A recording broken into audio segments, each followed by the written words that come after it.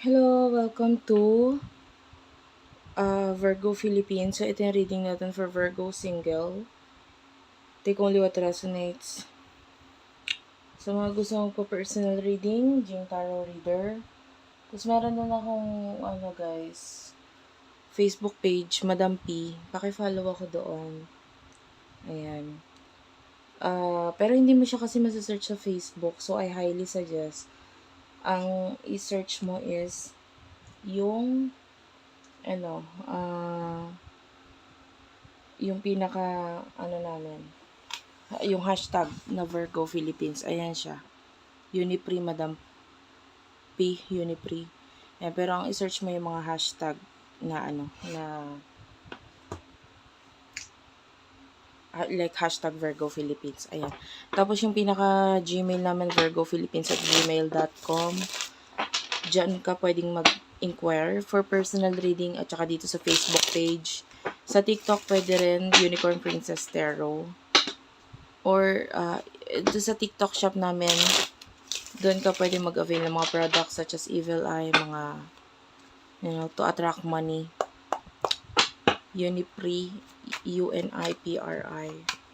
Let's start. Ano ang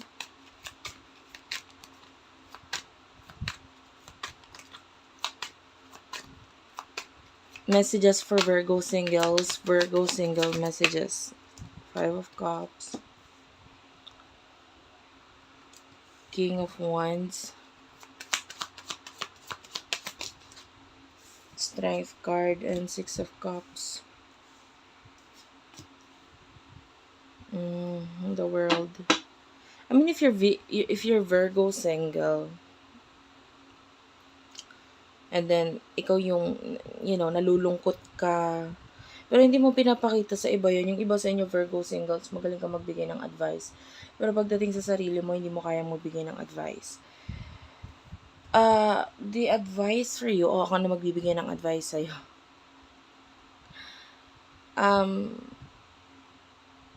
Is, of course, huwag ka mag-focus sa mga bagay na wala sa'yo. Mag-focus ka sa strength mo, sa galing mo. I-open mo din yung sarili mo sa iba. No? Yung iba sa inyo, you need to open yourself dito sa past. Not necessarily past person. Pero past people, past situation, past hobby, anything na may kinalaman sa past. I-open up mo yung sarili mo dyan. No? With the world. Yeah, 3 of Cups, you should reconcile dito sa mga taong may kinalaman sa iyong past. Yung iba, if you're feeling sad, you want to connect with someone in the past, do that. I-open mo sarili mo. Kasi the more that you tinatry mong mag-hermit mode or you try your best na kalimutan or wag pansinin itong mga past na ito, like past hobby. For example, alam mo naman talaga na gusto mo yung bagay na yun, pero you're too busy sa work, career. Minsan you have to give time for yourself. Ano ba yung mga bagay na makakapagpasaya sa'yo? Ano ba yung talent mo na kailangan mong pagtuunan ng pansin ngayon? Hobbies mo. Give time for yourself. Tsaka yun nga, huwag kang mag-focus sa mga bagay na nawala na, mga magpapalungkot sa'yo. Kasi the more you do that, the more na ikaw ay malulungkot lang or hindi mo makikita yung mga positivity sa buhay mo.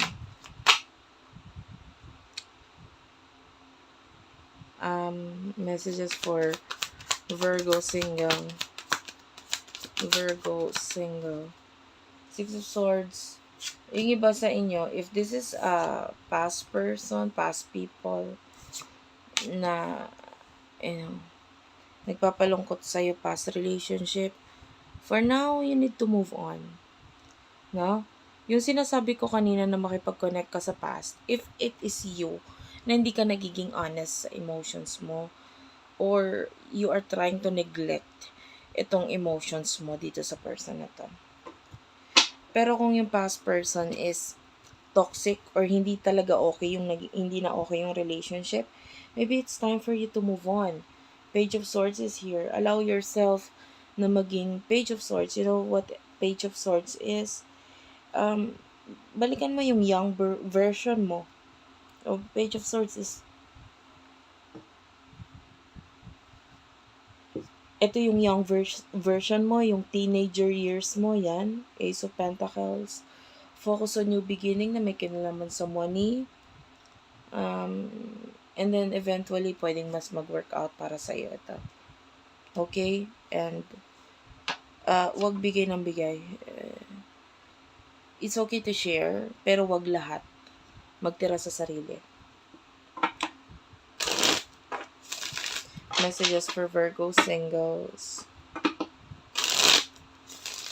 Messages for Virgo singles.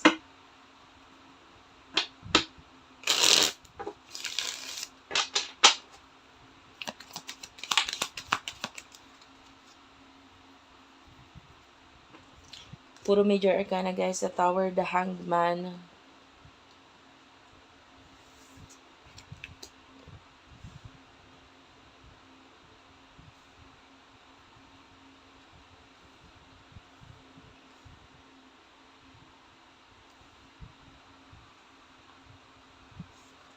The Sun. For Virgo single. Spirit guides, angel guides, messages for Virgo singles. King of Cups and King of Pentacles and the Fool. Oh, I can see you being stable in the future, money. I-manifest mo yan, napakaganda nun. The Hanged Man. This is the time na kailangan gamitin mo yung utak mo when it comes to love. No? The Tower is here. Alam mo yan eh. If you are the one holding on, no, at hindi ka nagiging honest sa sarili mo, kailangan mong umalis dun sa comfort zone na yun. You try to connect. Hindi mo malalaman yung sagot kung hindi mo gagawin yung dapat mong gawin para malaman yung sagot, diba? If you like someone, do something para malaman mo if this person likes you back. Hindi yung gano'n na isip ka lang ng isip. And then, you feel or you think na may chance dito sa person na to. Pero ikaw yung dapat gumawa ng action. And the Fool is here. You need to take the risk kung gusto mo ng new beginning dito sa person na to. Pero if this is a past relationship, past person nga, sabi ko nga sa inyo, and if you feel like it's toxic, wala na talaga, this is the end of it. Minsan, maybe, kailangan mo na lang ng closure para masabi mo yung mga nasa isip mo, nasa puso mo. And it is because kailangan mo din ng freedom. And maaaring, mas madaling ibigay yung freedom na yon or mas madaling makamit yung freedom na yon if you will try your best na maging at peace sa sarili mo, sa isip mo, at sa past mo. Okay? Kumbaga, if ever na may mga ginawa siya sa'yo, learn to forgive. Kasi when you forgive someone, no, ito na, to follow na yung forget eh.